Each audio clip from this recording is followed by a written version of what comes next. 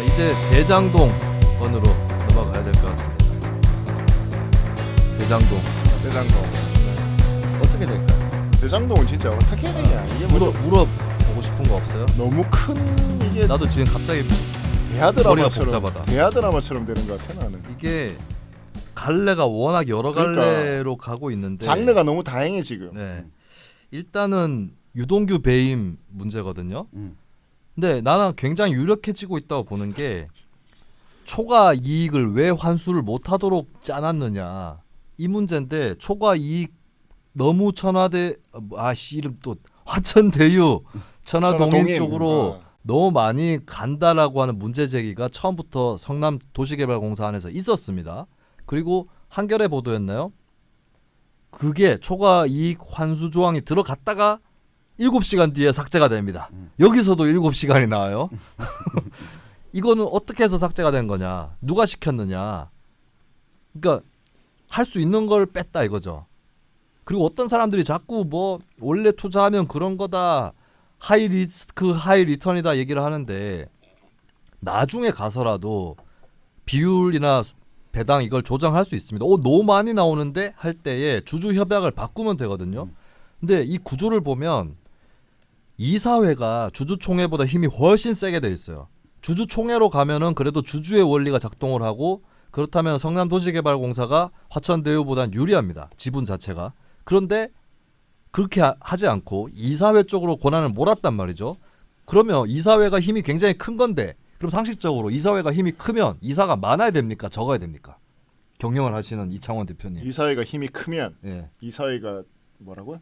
이사회가 주주총회에 비해서도 힘이 크면 이사가 많아야 됩니까? 적어야 됩니까? 이사 많지. 많아야 되죠. 근데 3명입니다. 음. 성남의 뜰에서는. 그리고 3명 중에 1명은 화천대유가 꽂게 돼 있어요. 3분의 1을 바로 차지하는 겁니다. 그 다음에 웃기는 거는 도시개발공사가 힘을 써서 대표이사도 선임할 수 있는데 그것도 화천대유 쪽에서 추천한 사람이 됐다는 거예요. 네. 그럼 이사회를 통해서 뭘 할 수가 없게 된 그렇죠. 겁니다. 예. 그러면 주주총회에서 뭘 해야 되는데 주주총회 권한도 크지 않을 뿐더러 주주총회는 또 의결선이 4분의 3으로 되어 있었다는 겁니다. 주주총회 의결선이 4분의 3. 예. 그러면 성남도시개발공사가 지분이 우인데도 4분의 3을 넘길 수는 없기 때문에 그리고 화천대유 쪽에서 우리 반대요. 이래 버리면은 어떻게 할 수 없는 4분의 거예요. 1만 가지고도 컨트롤 할 수가 있는 거죠. 그렇죠. 네. 그러면 이사회는 화천대유가 장악을 하고 주주총회는 장악을 안 하더라도 권한 자체를 줄인 다음에 의결권 4분의 1만 넘겨서 저항을 할 수 있는 그 구조인데 더 웃기는 거는 화천대유가 업무를 하는데 성남도시개발공사에서 인력을 파견한 적이 있다는 거예요. 화천대유가 업무를 하는데 성남도시개발공사에서 사기업으로 파견을 했다. 네네. 프로젝트가 공동 프로젝트라서 그런 게 아니라 그렇죠. 화천대유가 해야 되는 업무인데 그냥. 해야 되는 업무인데 파견을 했다. 그러니까 이게 뭐냐면 결국에 화천대유와 성남도시개발공사는 한 몸이었고 화천대유의 이익에 맞게 성남도시개발공사가 움직여준 거 아니냐. 이렇게 돼버리는 거죠. 그러니까 이게 지금 대장동이 그 게임으로 치면 네. 한 스테이지가 지나면 지날수록 더 센 대장들이 나와. 대장들이 나와서 대장동입니다. 대장동. 지금 뭐 대장동 게임이네. 그러니까 이게 뭐 단순히 대법관 검사 이게 내가 봤을 때 이 사람들 일개 법관들이야 지금. 일개 법관. 권순일 뭐 박영수 이렇게 시작했잖아요. 네네. 그러다가 뭐 곽상도 뭐 이래 나오고 했잖아. 네. 그러다가 지금 이제 재벌들 나오죠. SK 나오고 이러잖아요. 네. 이게 지금 어디까지 갈지는 모르겠어요 나는. 그러니까 이게 스테이지를 미션을 클리어하면 좀 명징해져야 되는데 미션을 클리어하면 할수록 이 레벨이 훨씬 더 어려워지는 게임처럼 되고 있고 이 굉장히 이게 장르가 다양해서 단순히 이 비리가 아니라 아주 복합적인 이 대하 드라마가 지금 펼쳐지고 있어가지고 정말 어디까지 갈지 모르겠어요. 이건 그냥 지켜봐야 될 것 같고 근데 나는 궁금한 건 이거야. 네. 경우의 수는 3가지잖아요. 세 가지라고요? 자 무슨 얘기냐? 네. 대장동 때문에 네. 민주당이 도움을 받을 가능성, 자 도움이 없을 가능성, 그 피해를 볼 가능성. 네. 세 번째는 이도저도 아니고 그냥 끝날 가능성. 그러니까 이게 그 정반 합이라고 합은 아니고 중간. 네. 득실. 그렇지. 무스무, 매운맛, 순한 맛, 중간 맛 이렇게 해야 되나? 하여튼 쓰리고 피방 나가리. 역시 뉴스 밑장입니다. 그러니까 이 이재명과 이제 민주당 입장에서 이게 어떻게 영향을 미칠 것인가. 그러니까 나는 아직까지도 큰 영향력은 없을 것이다. 그러니까 이게 불리하지도 유리하지도 않고 그냥 사그라질 것 같다. 왜냐면 너무 복잡해서 대선에는 이렇게 될 것 같은데 어떻게 봐요? 이재명이 관여했느냐예요. 결국에 이재명이 관여했느냐고 관여했다라고 하는 근거 유무를 떠나서 어느 정도 사건이 파헤쳐지면 야, 저 정도면 관여했겠다 싶은 사람들의 의구심이 있을 거 아니에요? 다스 같은 게 또 나와? BBK에서 다스 같은 게 또 나오고. 근데 지금 일단은 이 설계, 이상한 설계를 가능케 했던 것은 성남도시개발공사의 유동규입니다. 유동규 없으면 이 판은 안 그려지는 거예요. 그렇죠. 아무리 남욱이라든지 이런 사람들이 정영학이라든지 잘 설계를 했다 하더라도 유동규가 그거를 해주지 않으면 아무것도 안 되는 겁니다. 근데 유동규와 이재명의 관계가 뭐냐, 이게 남아 있는 거죠. 근데 최측근 아니다라는 건 웃기는 거예요. 그럼 왜 성남도시개발공사의 기획본부장이 됐으며 경기관광공사 사장 어떻게 했는데? 그렇죠. 네. 그 자리 나중에 황교익 씨가 가려고 했던 거 아닙니까? 그럼 황교익은 이재명이 꽂은 게 아닙니까? 다 측근이란 무엇이다. 내정하는 권한이 있는 거죠. 그러면 유동규가 배임이라고 지금 의심을 받고 있는데 거기에 이재명은 아무 관여도 안 했단 말이냐. 근데 지금 이재명에 관련해서 나오는 몇몇 가지들이 이재명 씨는 지금까지 이렇게 설명을 했어요. 공영개발로 하고 싶었는데 성남시의회 특히 야당, 당시에 한나라당, 새누리당 이쪽에서 반대를 해가지고 어쩔 수 없이 공영 더하기 민간까지 해서 민관 합작으로 가게 됐다라는 게 이재명 지사의 설명이었는데 지금 나타나고 있는 증언이나 정황들은 뭐냐. 이재명 지사가 과거에 시장 되기 전에 변호사 시절에도 집회 현장이라든지 현장에 가서 민간으로라도 빨리 해달라라고 하는 그 주민 요구에 대해서 그렇게 해야 된다. 민영으로 가야 된다. 이 얘기를 했다는 거예요. 어찌됐건 개발해야 된다네. 그렇죠. 그거는 좀 느슨하게 해석하면 뭐 개발을 꼭 민영으로 해야 된다기보다는 어찌됐든 민영으로 해야 된다라고 얘기를 한 셈이고, 그다음에 성남시장이 되고 난 직후에도 막 민원들이 들어옵니다. 2010년경 9월 이럴 때 막 민원들이 들어오고 사람들 시청을 방문을 해요. 그런데 그때의 이재명 지사의 지시사항을 수첩에 썼다고 하는 공무원이 있는데 그 공무원이 수첩을 내밀었어요. 얼마 전에. 내밀어서 여기 봐라. 민영 검토라고 써있다. 시장이 지시였다라고 하는 겁니다. 그리고 그때만 해도 성남시청의 공무원들은 LH 개발을 검토하고 있었는데 LH 검토안이 날라갔다는 거예요. 여기에 대해서 이재명 지사는 그 민영이란 100% 완전 민간 개발은 아니고 민간이 어느 정도 참여하는 거를 다 뭉뚱그려서 얘기한다라고 해명을 했는데 저는 그건 그럴 수 있다고 봐요. 그런 의미일 수는 충분히 있다고 보는데, 근데 문제는 그동안에는 민관 합작이라고 한 것조차도 자기는 안 하고 싶었는데 새누리당이 그렇게 하자고 해가지고 했다라고 했거든요. 근데 지금 나타나는 정황이나 이런 것들은 민관 합작에 대해서 이재명도 검토를 했다는 겁니다. 근데 왜 그걸 그러면 처음부터 그렇게 설명하지 않았느냐. 그거는 이재명 지사 본인 스텝이 좀 꼬인 것 같아요. 네. 그러니까 초창기에 화천대유권으로 해명을 하면서 그러니까 본인은 이걸 이익을 더 환수하지 못해서 너무 미안하다. 그렇지만 내가 할 수 있는 권한만큼 다 했다고 이야기하다가 지금 이 타이밍이 또 오니까 그렇게 해명을 하다 보니 스텝이 좀 꼬이지 않았냐. 근데 한 가지 저는 그건 있는 것 같아요. 그러니까 이 대장동이라고 하는 지구에서 개발 사업을 꼭 해야겠다. 이 일종의 이걸 성남시장하는 시절 내에 해내는 것이 중요한 성과이기 때문에 그게 뭐 민영과 민간 합장이든 어떤 방식으로든 해야겠다가 이재명 지사한테는 저는 최우선순위가 있었고 그러고 나서 그 다음이 민간 합작이 빨리 진행되는 최우선 방법이겠다라고 그렇게 선택했던 것 같은데 이걸 솔직하게 이야기했다면 이렇게 설명을 했다면 별로 스텝이 꼬일 여지가 없는데 뭔가 나의 성과가 이만큼 있다라고 하는 걸 보여주려고 하다 보니까 저는 지금 스텝이 꼬인 상황이 아닌가.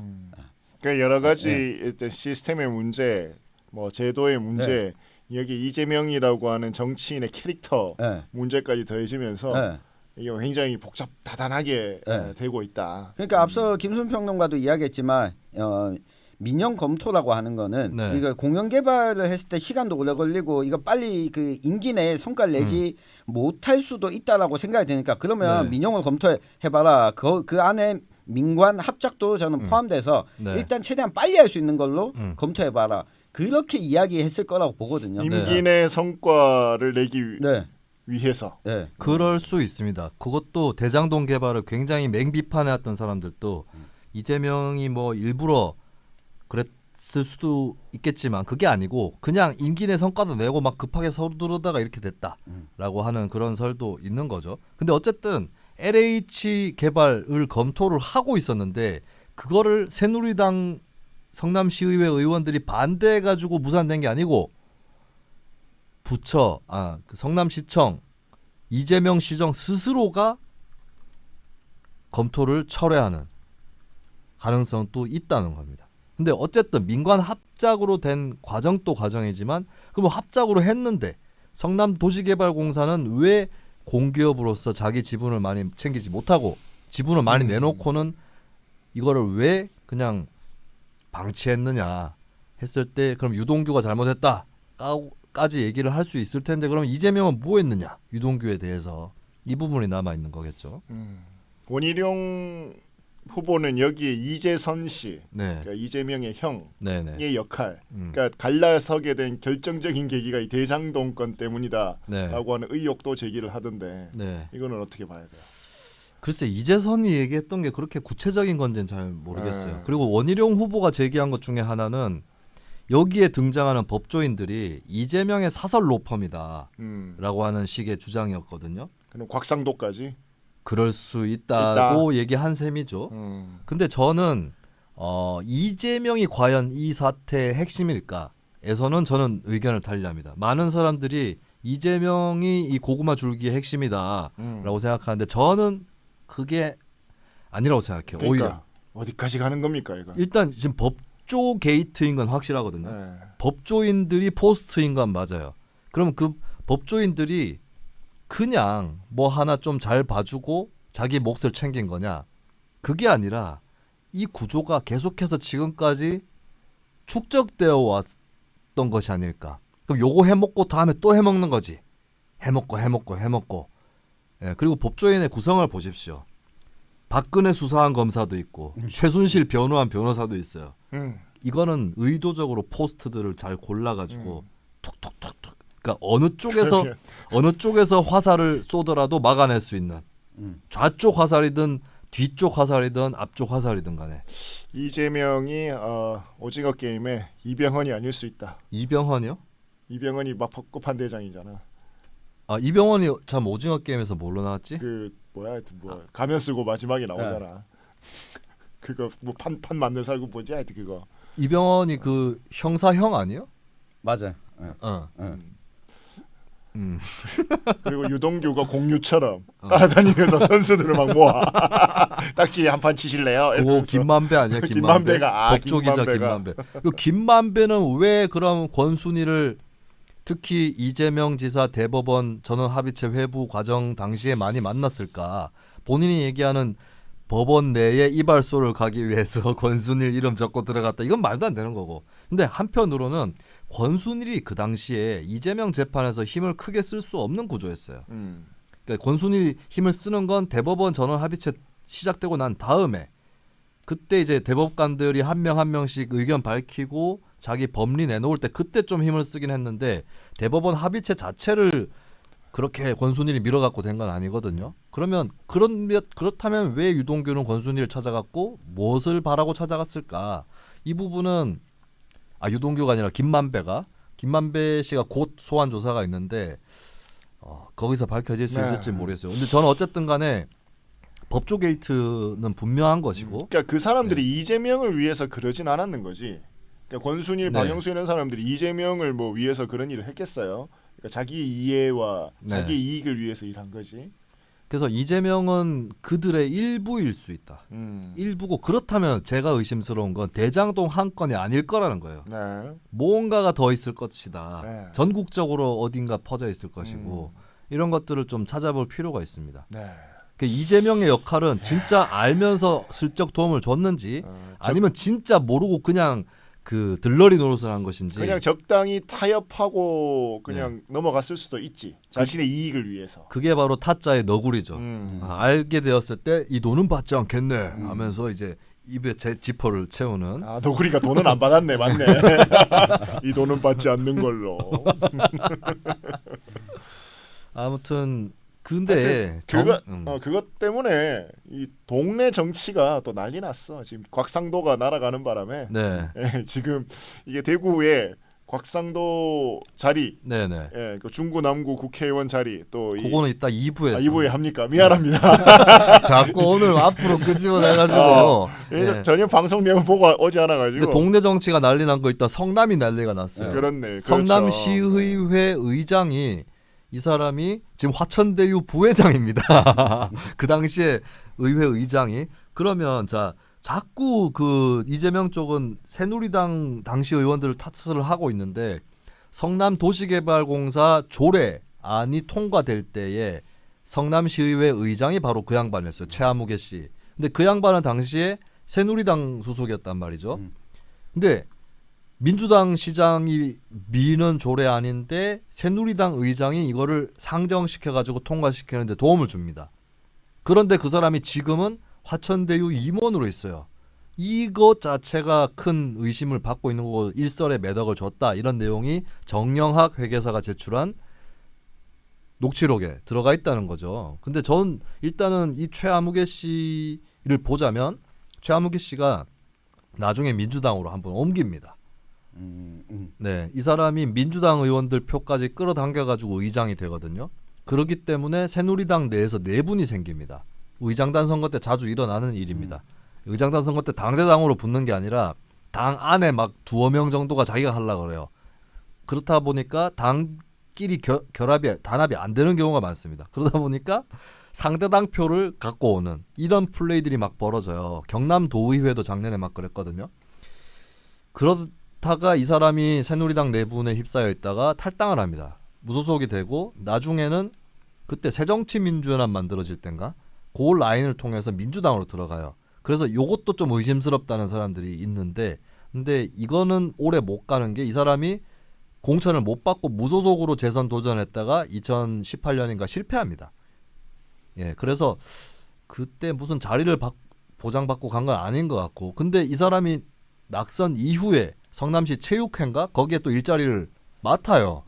아 진짜 유지네요. 네. 체육회 이런 데 가면. 네네. 근데 의장까지 한 사람이 무슨 체육회를 가. 그렇지. 예, 그리고 쉽진 않아도. 그러고 최근에 화천대유 부회장으로 발견되었다. 숨쉰 채로 발견되었다 하는 것입니다. 예, 이 의장하고 수상하고 저는 일반적으로 성남시의회 당시에 분명히 이거 잘못됐다 사업이 대장동 사업이 잘못되고 있다고 지적했던 의원들이 있었어요. 여야 양쪽에 다 있었습니다. 그럼에도 이 사업이 통과될 수 있었던 것은 무엇 때문이냐? 의원들 몇 명이 구워 삼긴 것 같다는 강력한 의구심이 드는데 그 과정은 어떤 것이었느냐? 이걸 또 파헤쳐볼 필요가 있겠죠. 대장동 여기까지 합니까? 네. 일단 여기까지 좀 한 것도 하고, 머리 네. 아파 죽겠어.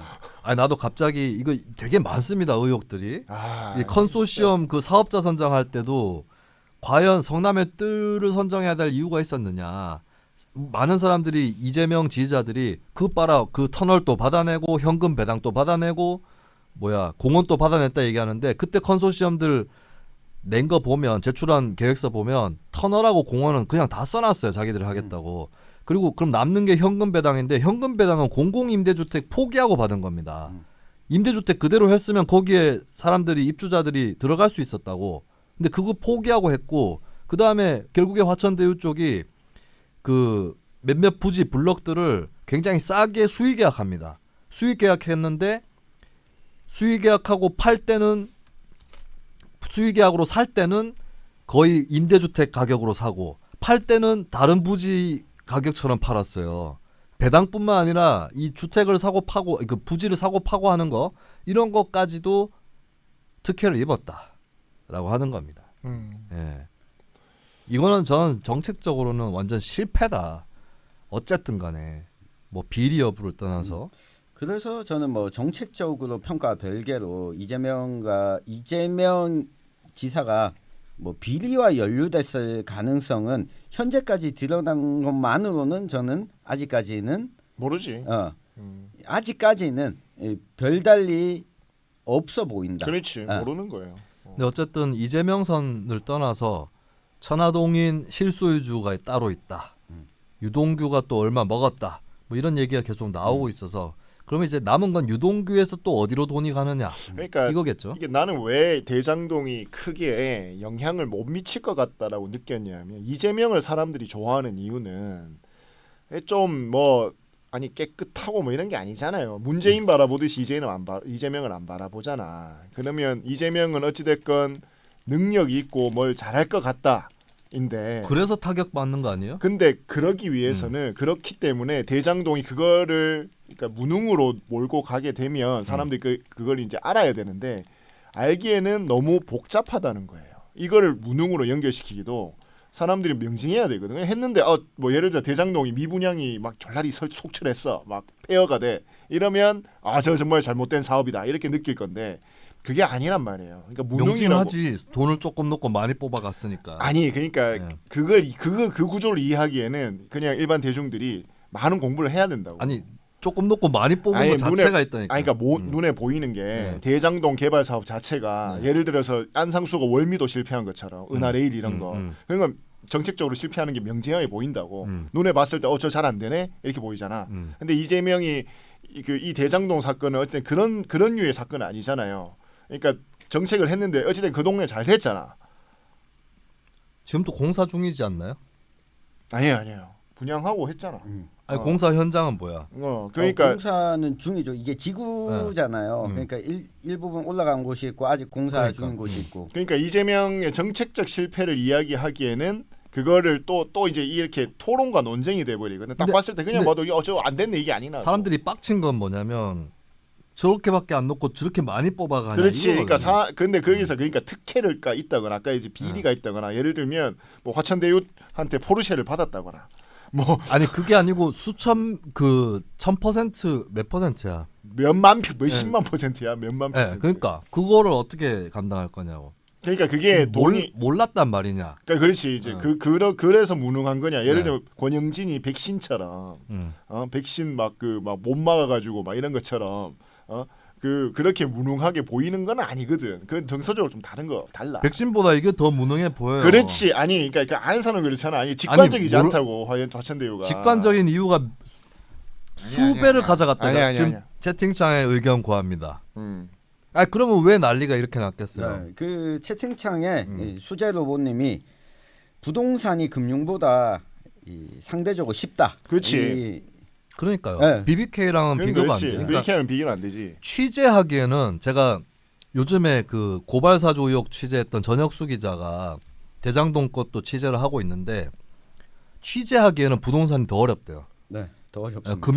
금융 살펴보는 금융은 것보다 기록이 다 남고. 그러니까 부동산은 거의 그게 가야 없어요. 되고 뭐 안 떼야 돼. 되고 이래가지고 부동산이 더 어렵다는 거야. 근데 독자나 국민 입장에서는 그래도 부동산이 금융보다 쉽습니다. 그러니까 대장동 자체가 아주 실패를 한 부동산 사업처럼 보이면 예를 들면 거기 진짜 미분양이 속출하고 동네가 완전히 막 슬럼화되고 이렇게 되었으면 저거 누가 했어 이재명이 한 건데 저 동네가 저렇게 됐어가 될 건데 그건 아니라는 거예요. 그러니까 한 바퀴 쿠션을 넣어갖고 안에 들여다 봤는데 지금 누가 이익을 많이 가져가고 이렇게 봐야 되는 거잖아요. 그러니까 복잡해진다고 어렵다고. 그러니까 이거를 이재명의 무능으로 연결시키기가 쉽지 않다. 네, 저는 뭐 이게 있는 것 같아요. 그래서 대장동 이 의혹과 관련해서 이 좌파나 진보의 역할이 중요하다고 보는 게 예를 들어서 이 조원진 아니고 이번에는 아니 이 부동산에서 개발 이익을 이만큼 가져가는 것은 이것 자체가 문제가 있다라고 이야기하지 않으면 저 사업이 봐라 사람들이 분양 다 되고 들어왔다라고 이야기 돼버리면 모두 다 나도 그만큼의 개발 이익이나 그 초과 이익들을 보고 싶은 마음이 있으니까 저 잘된 사업이라고 볼 수 있겠지만 기존에 살고 있던 사람들을 다 쫓아내고 개발 이익을 이만큼 많이 본 것 자체가 이재명의 정책 실패다라고 이야기가 되려면 저는 진보적 비판들이 더 많이 나와줘야지 그건 맞아요. 될 것 같아요. 네. 과연 이게 개발이라고 하는 거를 어떻게 바라봐야 되냐 우리가 다 미쳐서 돌아간 거잖아요. 이 판때기가. 이건 좀 진짜 다시 봐야 됩니다. LH 사태 이후에 나왔던 저러니까 그냥 민간에 다 맡겨라 했던 그 논리로 대장동을 비판할 수는 없다고 봅니다. 네. 그러니까 공영적으로 해야 된다라고 하는 전제를 깔아야 대장동 문제가 더 잘 보이는 거겠죠. 하여튼 참 가슴 아픕니다. 이런 사건들이 진짜 전국의 대장동 하나뿐만도 아니고 그러니까요. 제가 그 지난번 우리 그 방송 때 이야기했던 여기도 보니까 이렇더라고요. 은행이 대출을 해주는 은행이 주식을 주당 10,000원에 사서 이 대출을 해주고 나서 사업이 진행되고 허가가 나니까 6개월 뒤에 주식을 100배 가격으로 예상되는 개발 수익금을 포함시켜서 주식을 팔고 돈을 받아가더라고요. 근데 이게 법적으로는 아무 문제가 없는 거예요. 없다. 근데 어쨌든 이 뭐 배당을 얻고 어쩌고저쩌고 이걸 떠나서 이미 현재 사건의 흐름은 돈을 먹었느냐 맞습니다. 또 그렇죠. 가고 있고. 네네네. 그러면 그게 어쨌든 이재명 지사 부근에 유동규 씨라든지 그리고 이재명 지사 측근 몇 명이 대장동 아파트 입주자예요. 예, 그런 거 부분들이 일단 의심을 받을 거라서 그게 진척이 되면 될수록 뭐 이재명 지사가 범법 이런 게 안 나올지라도 의구심은 받을 수 있다라고 하는 건데 이것과 사건 구조가 또 같은 것이 있습니다. 고발 사주 의혹. 아유. 고발 사주 의혹인데 다들 진짜 대선 판때기가 왜 이 모양입니까? 아니 고발 사주 사주는. 궁금한 거 물어봐요. 그럼. 고발 사주 박지원은 언제 어떻게 되는 거야? 난 박지원이 궁금하네. 박지원은 조성은과 8월에 2번 만났습니다. 네. 그게 이제 제보를 준비하던 기간이기 때문에 의심을 던지는 사람들이 있었는데 거기서 더 근거는 없어요. 근데 조성은, 박지원 또 누군가가 만났습니다. 그건 뭐냐? 의구심들이 있었는데 그때 같이 만난 사람이 누구냐? 중앙일보 출신의 조선일보 칼럼니스트예요. 그러면 중앙일보 출신의 조선일보 칼럼니스트와 조성은과 박지원이 만나서 윤석열을 보낼 생각을 했단 말이냐? 조선일보 칼럼니스트가 상식적으로 한번 생각해 보시죠. 중앙일보 출신의 조선일보 조선일보 칼럼니스트와 네. 그분도 그러면 나이는 한 50대 중반이나 뭐 이 정도 되겠네요. 되게 막 노인이다 이렇게 볼 수는 없는 나이로 알고 어. 있습니다. 제가 누군지는 알고 있는데 예. 그런데 박지원 언론으로 그 사람이 완전 보도된 건 아니고요. 조선은이 만났는데 네. 그냥 식사하러 만났겠죠. 고발 사주 의혹 천용길 기자 뭐 궁금합니까? 그래서 박지원 어떻게 됐냐고. 그러니까 정치적으로. 박지원은 공수처 수사에 입건은 됐어요. 어. 근데 입건된다는 거는 살펴보겠다는 거지 혐의가 있다는 뜻도 아닙니다. 아직까지. 네, 입건이야 윤석열 후보도 돼 있어요. 입건하라 하십시오. 뭐 이랬잖아요. 네, 박지원 또 입건은 됐고, 근데 박지원이 뭘 했다는 건덕지가 없어요. 아니 그러니까 그 박지원은 막판에 카드를 하나 뭐 깔 수도 있잖아. 국정원장인데. 박지원은 그냥 가만히 있겠죠. 어지간하면 뭐 늙은 나이에 이제 집에 갈 준비도 해야 되고. 아니 그래도 네. 그분은 그냥 관뚜껑 닫힐 때까지 정치하실 것 같아가지고. 자기가 관뚜껑 닫을 수도 있습니다. 자기 손으로. 그러니까 뭐 그렇게 막 나댈 처지는 아닌 것 같아요. 그래. 뭐 제가 궁금한 건 일단 사건 흐름을 지금까지 뭐까지 왔냐는 걸 좀 얘기를 드릴게요. 사람들이 얼마 전에 김웅 녹취록 공개됐잖아요. 네. 그게 중요한 게 아니고 손준성이 김웅한테 파일을 넘겼느냐, 고발장을 누가 썼느냐 이거잖아요. 얼마 전에 대검찰청에서 공수처로 사건이 이첩이 됐습니다. 이첩되면서 대검찰이 발표를 했는데 손준성 등의 검사들이 관여한 사실이 확인되었다라고 나왔어요. 관여했다고 나왔습니다. 그리고 그럼 그 대검에서 대충 조사하고 넘긴 거냐? 아니고 대검에서도 상당 부분 진척을 했어요. 여러 가지 압수수색도 했고, 그리고 고발장 뽑은 검사, 그리고 판결문 뽑은 검사 혹은 뭐 관계자 이런 것들이 어느 정도 확인이 된 상황에서 공수처로 넘겼어요. 네, 나온 게 없어서 넘긴 게 아니고 이거 자체를 건너뛰는 사람들이 많더라고. 예. 그러니까 검사들이 누가 무슨 일을 했다는 거는 맞아요. 그리고 그러면 이제 그렇게 해서 김웅한테 넘긴 자료를 김웅이 조성은한테 넘기면서 통화를 했다는 거 아닙니까? 그 통화를 했는데 통화에 대해서 또 논란이 나오는 게 어디는 윤석열, 그러니까 김웅이 이런 말을 했다는 거예요. 윤석열이 시켜서 한 것처럼 보이면 안 되니까라는 말을 했다는 거예요. 조성은한테. 근데 이거 자체는 중요한 게 아닙니다. 왜냐하면 제가 무슨 일을 하는데 무슨 일을 하면 제가 막 뭘 해요. 근데 이 일을 하면 전용길이 시킨 것처럼 보이니까 좀 요렇게 표현해야겠다. 근데 그게 전용길이 시켰다라고 하는 정황 증거가 됩니까? 아니죠. 그러니까 윤석열이 시킨 것처럼 보이니까라는 말 자체가 윤석열이 이 일에 끼어 있다라는 정황 증거는 안 되는 겁니다. 어차피. 그래서 중요한 표현이 아니에요. 근데 어떤 언론은 윤석열이라고 쓰고 MBC라든지 쪽은 어떤 언론은 그냥 검찰이라고 썼어요. 이 일은 그럼 한쪽에서 거짓말하는 거냐? 그게 아니고 여러 가지 가능성이 있을 수 있는데 그 언론이 어떻게 자료를 입수했는지 이건 모르겠지만 자료를 딱 진본으로 똑같이 받았느냐? 그게 아니라면은 표현이 달라질 수 있습니다.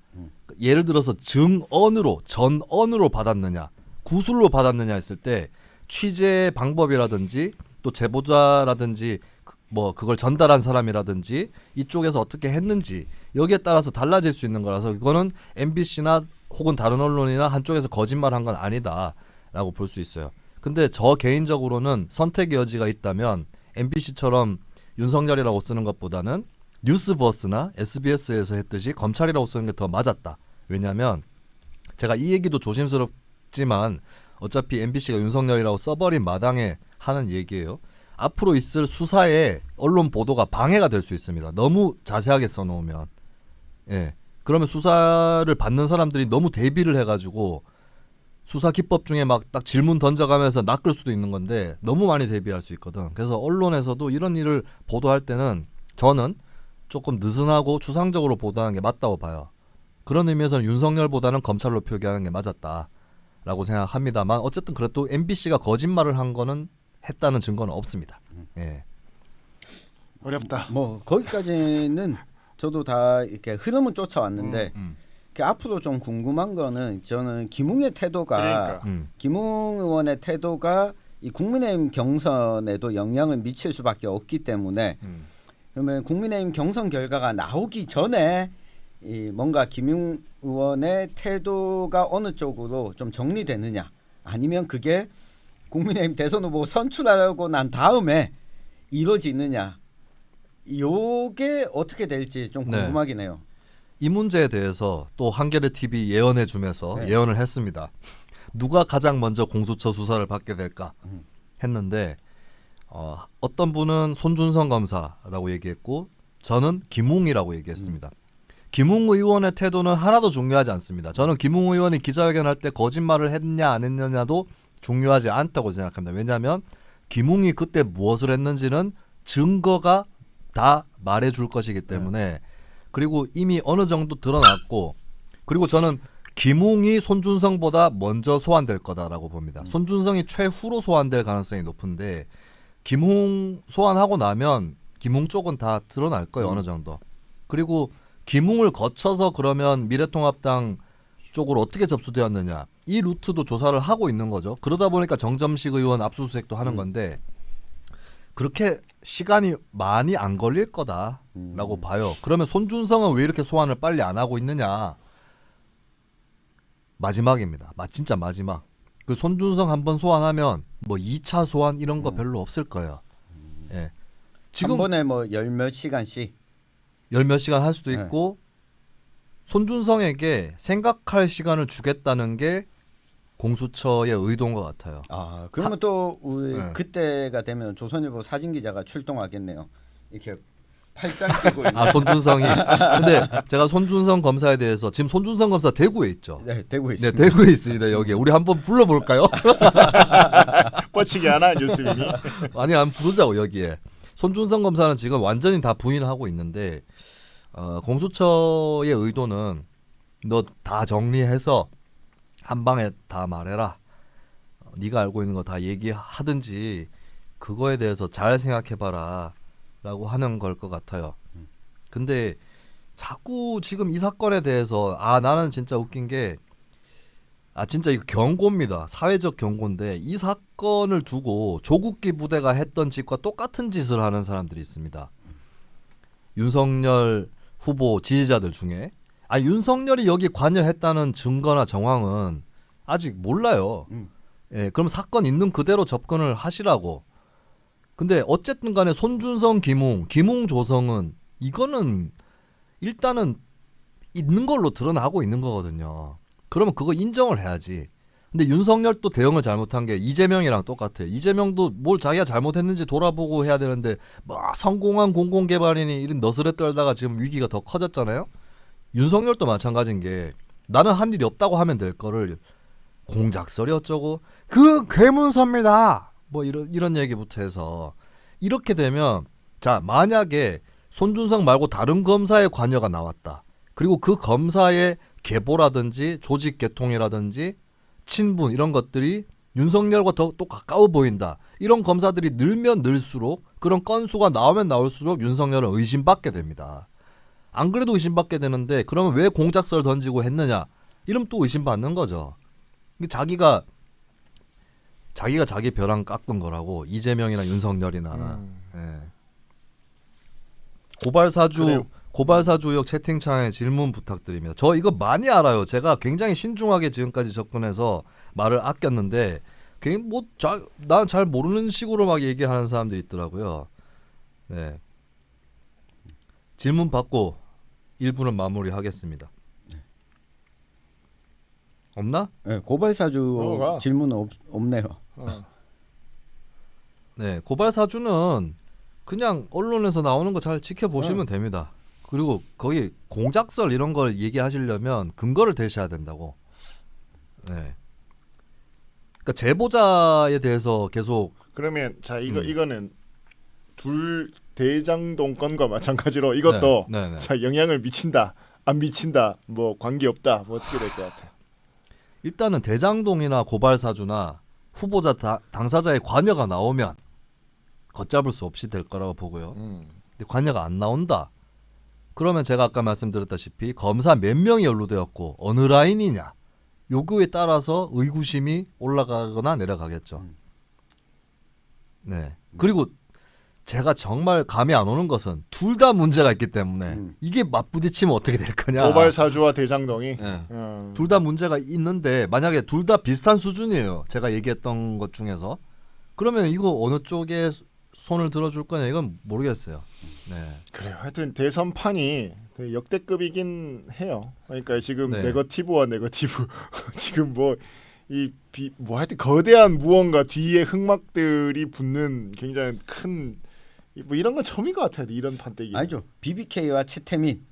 아니 그러니까 그건 당내에서 그렇게 있는 거잖아. 근데 고발사주가 대장동보다 어떤 돈이라든가 이런 것들이 안 걸려 있고 사건 규모가 작아 보이니까 가볍다고 생각하시는 분들이 많은데 근데 이것도 심각한 겁니다. 일단은 의혹 그렇죠. 수준이긴 한데 네. 이게 맞다면 국기문란이지.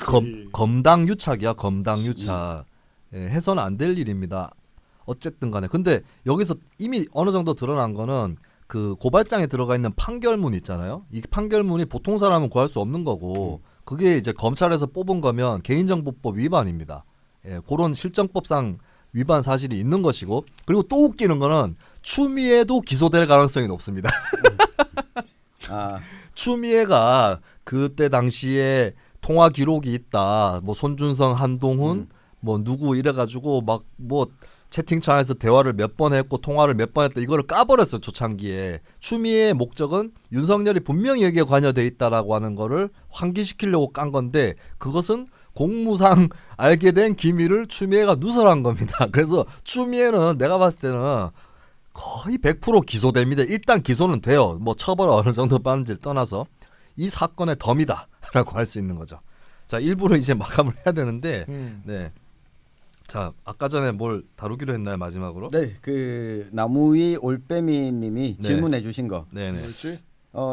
그러니까 김부겸과 유승민 둘 다 정책통인데 경북 지역의 기존에는 정책통을 좋아하는데 왜 이렇게 안 뜰까? 뭐 이런 질문. 대구 경북이 정책통들을 좋아한다고. 네. 누가 정책통이라고요? 김부겸? 김부겸, 유승민 이렇게 표현을 대구 경북 해주셨습니다. 출신이긴 한데 그 사람들이 대구 경북에서 인기가 있느냐 이건 좀 다른 얘기인 것 같네요. 김부겸이 정책통 이미지는 아니지 않나? 김부겸은 정무통 이미지 아닌가요? 네, 김부겸의 정책통 이미지는 일단 아닙니다. 네, 네, 답변을 해주시죠. 아니 정책통은 당에서 인정받아가지고 공천 잘 받는 것까지지 정책통 이미지만 가지고 정치적으로 크게 뜰 수는 없죠. 역대 대통령 중에 정책통 이미지인 사람이 있었나요? 네. 그리고 뭐 한 가지 더 얹으면 아니 있었나? 역대 대통령 중에 정책통 이미지 없었어요. DJ. DJ도 정책통 DJ는 올라운드 플레이어니까. 정책통이라기보다는 DJ는 경세가 스테이츠맨. 예, 스테이츠맨입니다. 네. 그러니까 폴리티션이면서 스테이츠맨입니다. 한 가지 더 이렇게 붙임 이야기가 점잖고 침착한 사람을 경북은 좋아하는데 아, 왜 그럼 김부겸과 유승민은 안 좋아하냐? 경북이 꼭 그런 거 아니라니까요. 그렇진 않아요. 네. 아 그런가? 점잖고 침착한 사람 좋아한다. 아니 뭐 박정희, 전두환이 뭐 점잖고 침착하나? 박정희는 침착하지 그래도. 박정희는 쫄보지 침착이 아니라. 이명박이 침착하진 않죠. 이명박도 침착하지. 딱 그 공세를 받는데도 마 이거 다 거짓말인 거 아시죠? 얼마나 침착합니까? 예. 가기 침착이야. 침착하지. 가식이 아니고. 모르겠어요. 아니 그렇게 딱 잡아주시면 근데 뭐 그 이야기는 있는 것 같아요. 그 질문의 맥락을 보면 네. 경북 도민들한테 왜 인기가 없냐라고 그렇죠. 이야기를 하는데 김부겸, 유승민은 왜 인기가 없느냐? 왜 인기가 없냐라고 했을 때 이 제가 봤을 때는 그 김부겸, 유승민뿐만 아니라 이 TK 지역민들은 항상 권력을 얻을 수 있는 가능성이 있는 정치인들에게 지지를 보내는 경향이 있습니다. 그러면은 왜 권력을 얻을 수 있는 가능성이 없어 보이게 됐느냐 이렇게 네. 질문이 또 갈 수 있는 거잖아요. 그렇죠. 그럼 네. 어떻게 대답할 거예요? 어, 또 대답해야 돼 그럼. 그러니까 뭐 김부겸 같은 경우에는 당내 경선 과정에서도 이 당대표 선거에서 떨어졌고 그 직전에 이 대구시장 출마 여론이 있었을 때 출마하라는 요구가 있었을 당시에 선택을 하지 못했어요. 네네. 근데 유승민도 이 뭔가 선택해야 되는 순간에 선택을 하지 못했어요. 쉽게 말하면 이 선택해야 되는 순간에서 선택을 내리지 못하는 모습이 그러니까 갈팡질팡해 보이는 것이 뭔가 지지를 줄까 말까 마음을 왔다리 갔다리 하다가 에이 전만은 저기서도 선택을 못 하는데 네. 그 권력을 얻을 가능성도 별로 없어 보이고 그때부터 지지세가 치고 올라가지 못하는 거죠. 네.